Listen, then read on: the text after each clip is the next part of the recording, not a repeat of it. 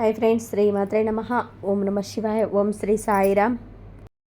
రేపు మంగళవారం, పౌర్ణమి ముందు రోజు ఆవాలను ఈ ప్రదేశంలో పడేస్తే మీకు ఉన్న దరిద్రం అంతా కూడా పోయి డబ్బు వస్తుంది. పౌర్ణమి ముందు రోజు ఆవాలను ఒక ప్రదేశంలో పడేయడం వలన మిమ్మల్ని పట్టి పీడిస్తున్న సమస్యలన్నీ కూడా తొలగిపోతాయి. పరిహార శాస్త్రంలో ఆవాలకు చాలా విశిష్టత ఉంది. నిత్యం మనం వంటల్లో వాడేది దినుసులలో ఆవాలు ఒకటి. ఆవాలు మనందరి ఇళ్లలో ఉంటాయి. తాలింపులో ఖచ్చితంగా ఆవాలు వాడాల్సిందే. ఆవాలు లేని వంటలను ఊహించుకోలేము. ఒక నాన్ వెజ్లో తప్ప కూరగాయల్లో వంటల్లో ఆవాలను ఉపయోగిస్తాము. పచ్చటి తాలింపులో కూడా ఆవాలను ఉపయోగిస్తాము. ఆవాలను ఉపయోగించటం వలన మంచి ఆరోగ్యం లభిస్తుంది. ఆవాలు మంచి మేలు చేస్తాయి. అయితే ఆవాలు కేవలం ఆరోగ్య ప్రయోజనానికే కాదు, అదృష్టానికి కూడా కలిగిస్తాయి అని పండితులు చెప్తూ ఉన్నారు. ఆవాలు మన కోరికలను తీర్చడంతో పాటు మనం పట్టిందల్లా బంగారంగా అయ్యేలాగా చేసే శక్తి ఉంది. అంతేకాకుండా చెడును తొలగించి మనం కోరుకున్న వారిని వశం చేసుకోవడంలో, శత్రువులను మిత్రువులుగా మార్చుకోవడంలో ఆవాలు ముఖ్యమైన పాత్రను పోషిస్తాయి. ఇంకా ఆవాలు మనపై ఎవరైనా చెడు ప్రయోజనాలు చేసినా వాటిని తొలగిస్తాయి. చెడు ప్రయోగాలు తిప్పికొట్టే శక్తి కేవలం ఆవాలకు మాత్రమే ఉంటుంది. మరి అలాంటి ఆవాలతో పౌర్ణమి ముందు రోజు ఏం చేయాలో ఇప్పుడు ఈ వీడియోలో వివరంగా తెలుసుకుందాం. సాధారణంగా పౌర్ణమి తిథికి చాలా ప్రాధాన్యత ఉంటుంది. కానీ చాలామందికి తెలియని విషయం ఏమిటి అంటే, పౌర్ణమి ముందు రోజుకు పౌర్ణమికి మరుసటి రోజుకు కూడా శక్తి ఉంటుంది. పౌర్ణమి ముందు రోజు నుండి చంద్రుడి యొక్క శక్తి క్రమక్రమంగా పెరుగుతుంది. పౌర్ణమి రోజుకు చంద్రుడు శక్తిని పుంజుకుంటారు. పౌర్ణమి ముందు రోజున చంద్రుడిని, లక్ష్మీదేవిని ఆరాధిస్తే మంచి ప్రయోజనాలు కలుగుతాయి. ప్రత్యేకించి పౌర్ణమి ముందు రోజు ఆవాలతో ఒక పని చేసి వాటిని ఒక ప్రదేశంలో పడవేస్తే మీకు ఉన్న దరిద్రం వాటితో పాటు పోయి మీకు అదృష్టం పడుతుంది, వద్దన్న డబ్బు వస్తుంది. మరి పౌర్ణమి ముందు రోజు ఆవాలతో ఏం చేయాలి, ఏ ప్రదేశంలో విసిరివేయాలి, ఈ వీడియోలో తెలుసుకుందాం. అంతకన్నా ముందు ఒక్కొక్క చక్రవర్తిగా ఎలా మారిందో తెలియజేసే కథను విందాం. ఈ కథను వింటే పుణ్యం కలుగుతుంది. ఎందుకంటే ఈ కథను సాక్షాత్తు ఆ పరమశివుడు పార్వతీదేవికి చెప్పాడు. కాబట్టి ఇక్కడ స్కిప్ చేయకుండా ఈ కథను పూర్తిగా వినండి. అలాగే మా వీడియో నచ్చితే లైక్ చేసి షేర్ చేయండి. అలాగే మా ఛానల్ని కూడా సబ్స్క్రైబ్ చేసుకొని మాకు సపోర్ట్ చేయండి. పూర్వం సమస్త శాస్త్ర కోవిదుడగు గౌతమ మహర్షి అనేక మంది శిష్యులతో కలిసి తీర్థయాత్రలు చేస్తూ కృష్ణవేణి నది తీరానికి చేరుకున్నాడు. అది మాఘమాసం కావటంతో గౌతముడు కృష్ణా నదికి తీరంలో ఆశ్రమం ఏర్పాటు చేసుకొని ప్రతిరోజు కృష్ణా నదిలో మాఘ స్నానం చేస్తూ నది ఒడ్డుని లక్ష్మీ నారాయణను పూజిస్తూ మాఘ పురాణం ప్రచనం చేస్తూ ఉండేవాడు. ఆ రోజు మాఘశుద్ధ దశమి. గౌతముడు ప్రతిరోజులాగానే మాఘస్నానం చేసి నది ఒడ్డున ఉన్న అశ్వత్థ వృక్షం క్రింద మంటపాన్ని ఏర్పాటు చేసుకొని ఫల పుష్పాలతో మంటపాన్ని అలంకరించి శ్రీహరిని పూజించి మాఘపురాణ వచనం చేయిస్తూ ఉండేవాడు.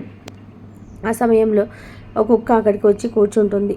పూజా ప్రదేశంలో ప్రవేశించి అర్హత కుక్కకు లేదు గనక గౌతముని శిష్యులు కుక్కను అదిలించగా ఆ కుక్క అశ్వత్థ వృక్షానికి ప్రదక్షిణ చేసి తిరిగి స్థానంలో కూర్చుంది. శిష్యులు మళ్ళీ అదిలించగా తిరిగి అలాగే చేసింది. ఈ విధంగా కుక్క 3 ప్రదక్షిణాలు పూర్తి చేసింది. మాఘశుద్ధ దశమి ఆదివారం రోజు అశ్వత్థ వృక్షానికి లక్ష్మీ నారాయణుడికి 3 ప్రదక్షిణ చేసిన పుణ్యఫలం చేత కుక్క తన దేహాన్ని విడిచి సకల ఆభరణ భూషితుడైన చక్రవర్తిగా మారాడు.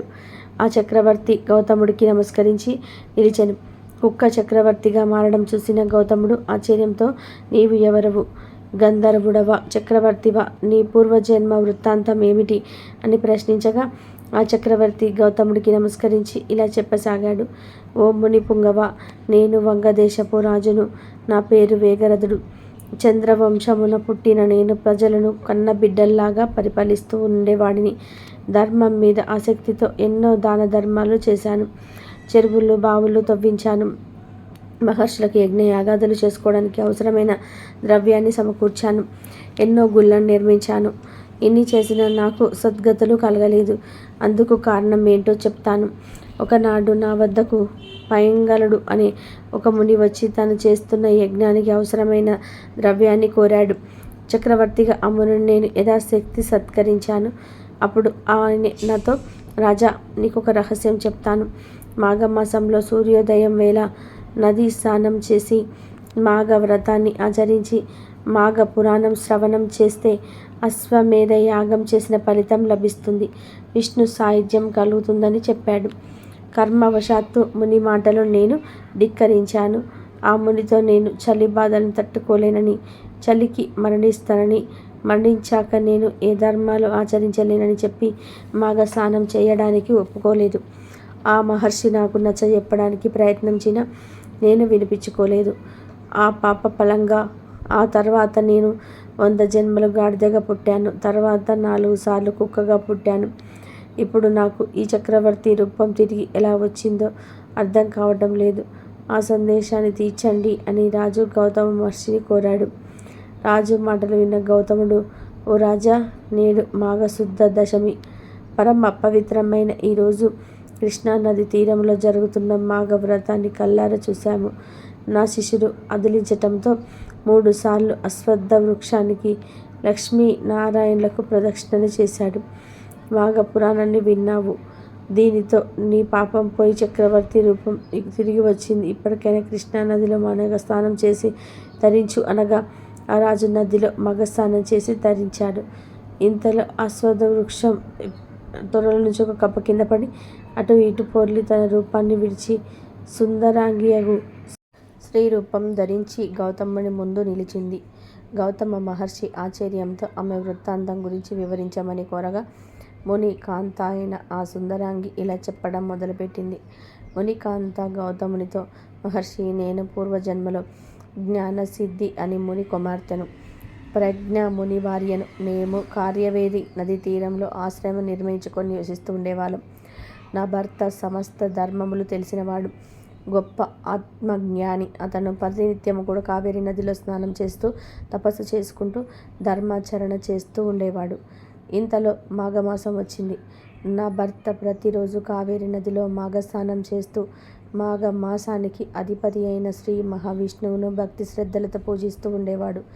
ఒకనాడు ఆయన నన్ను కూడా మాఘ స్నానానికి రమ్మని పిలిచాడు.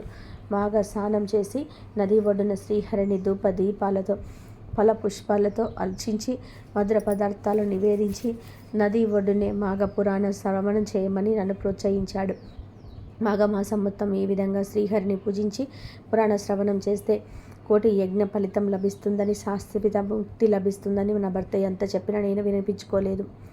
నా భర్త చెప్పిన మాటలు వినకుండా నేను మాఘమేమిటి, స్నానమేమిటి, ఈ చలిలో ఎవరైనా స్నానం చేస్తారా? నేను సూర్యుడు నది నెట్టి మీదికి వచ్చేంత వరకు ఆశ్రమం నుంచి బయటకే రాలేను. అలాంటిది సూర్యోదయంతో చల్లటి నది నీటిలో స్నానం ఎలా చేస్తాను? మీరు చెప్పిన కర్మ విశేషములను చేస్తే చలితో నేను మరణిస్తాను అంటూ మాఘ స్నానాన్ని చులకన చేస్తూ మాట్లాడాను. నా మాటలకు ఆగ్రహంతో అంతటి శాంత స్వరూపుడైన నా భర్త నన్ను శపించాడు. ధర్మాన్ని అతిక్రమించిన కుమారుణ్ణి, దుర్భాషలాడు భార్యను, బ్రాహ్మణ ద్వేషి అయిన రాజును తక్షణమే శపించాలన్న నియమాన్ని అనుసరించి నా భర్త నన్ను కృష్ణవేణి నది తీరంలో నీరు లేని అశ్వత్థ వృక్షం తోరలో కప్పలా పడుండమని శపిస్తాడు. నీరు లేకుండా కప్ప జీవనం ఎంతో కష్టం కదా. నా పొరపాటుకు చింతించి నా భర్తను శాప విమోచనం చెప్పమని ప్రార్థించగా ఆయన ఎప్పుడైతే కృష్ణవేణి నది తీరంలో మాఘ శుద్ధ దశమి రోజు గౌతమ ముని చేసే మాఘ వ్రతాన్ని చూసి మాఘ పురాణ శ్రవణం చేయటం వలన నా కప్ప రూపం పోయి మామూలు రూపం వస్తుందని తెలిపినాడు. ఈరోజు మీరు చేసిన మాఘ వ్రతాన్ని చూసిన పుణ్యానికి నా అసలు స్వరూపం వచ్చిందని గౌతముడు చెప్తూ నమస్కరించింది మునిపత్ని. మునిపత్ని చెప్పిన మాటలు విని గౌతముడు చిరునవ్వు నవ్వుతూ, పతివ్రత అయిన స్త్రీ భర్త మాటలను అతిక్రమించరాదు. చలికి భయపడి భాగస్నానం చేయకుండా నీ భర్త మాటలను అతిక్రమించి మహా అపరాధం చేశావు కాబట్టి నీవు కప్ప రూపంలో పడి ఉండాల్సి వచ్చింది. ఇప్పటికైనా కృష్ణవేణి నది స్నానం చేసి మాఘ స్నానం చేసి నీ పాప పరిహారం చేసుకో అన్న గౌతముని మాటలకు ఆ మునిపత్ని కృష్ణా నదిలో మాఘ స్నానం చేసి పునీతురాలైంది. కైలాసంలో శివుడు పార్వతితో, పార్వతి వినుము, కృష్ణా నదిలో మాఘస్నానం చేసి శ్రీహరిని ఆరాధించిన పుణ్యానికే ఆ మునిపత్ని శాశ్వత వైకుంఠ వాసాన్ని పొందింది. మాఘ స్నానానికి ఉన్న విశిష్టతను పార్వతీదేవితో చెప్పాడు. ఇక వీడియోలోకి వస్తే, పౌర్ణమి ముందు రోజు మీరు స్నానం చేయకముందు కొన్ని ఆవాలను ఒక వైట్ పేపర్లో వేయండి. మీరు చేతికి ఎన్ని ఆవాలు వస్తే అన్ని ఆవాలను వైట్ పేపర్లో వేసి అందులో కొంచెం పసుపు గలలుపు వేసి పొట్లం కట్టండి. ఇప్పుడు ఆ పొట్లంతో మీ తల చుట్టూ మీరే 3 సార్లు సవ్య దిశలో, 3 సార్లు అపసవ్య దిశలో 3 సార్లు తిప్పుకోవాలి. అలా తిప్పుకునేటప్పుడు మీకు శత్రువుల వల్ల సమస్యలు ఉంటే వారి పేరు చెప్పుకోండి. వారు మీకు అనుకూలంగా మారాలని చెప్పుకోండి. ఒకవేళ ధన సమస్యలు ఉంటే ధన సమస్యలు తీరాలని చెప్పుకోండి. మీరు ఏ సమస్యలను ఎదుర్కొంటే ఆ సమస్యల గురించి చెప్పుకుంటూ ఆ పొట్లంతో దిష్టి తీసుకోవాలి. ఆ తర్వాత ఆ పొట్లాన్ని బాగా చెట్లు పెరిగిన ఆకు ప్రదేశంలో, మనుషులు ఎవరు తిరగని ప్రదేశంలో పడేయాలి. ఒకవేళ మీకు దగ్గరలో కాలువలు ఉంటే అందులో ఈ పొట్లాన్ని పడేయాలి. మీరు ఇంటి వద్ద దిష్టి తీసుకొని వాటిని బయట పడేయాలి.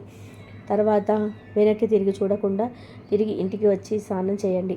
ఈ పరిహారం ఆడవాళ్ళు, మగవారు ఎవరైనా సరే చేయవచ్చు. అయితే ఆడవారికి ఇంటి పనులు ఉంటాయి. అంటే ఇల్లు ఊడవటము, ముగ్గులు వేసుకోవడము, అంట్లు తవ్వుకోవడము వంటి పనులు ఉంటూ ఉంటాయి.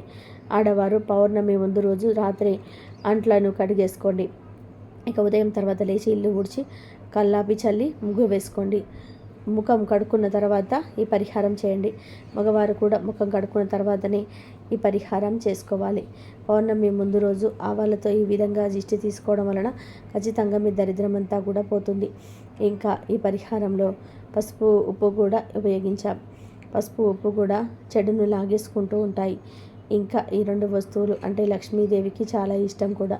వీటితో ఈ పరిహారం చేయడం వల్ల ధన సమస్యలు కూడా తొలగిపోతాయి. మంచి సంపద వస్తుంది. ఆడవారు, మగవారు ఎవరు ఈ పరిహారం చేసిన వాళ్ళకైతే అద్భుతమైన ఫలితాలు వస్తాయి.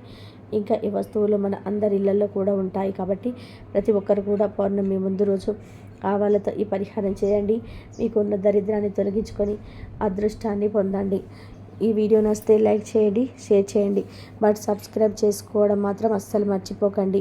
మనుషులు ఎవరు తిరగని ప్రదేశంలో పడేయాలి. చెట్టు ఉన్న ప్రదేశంలో పడేయండి.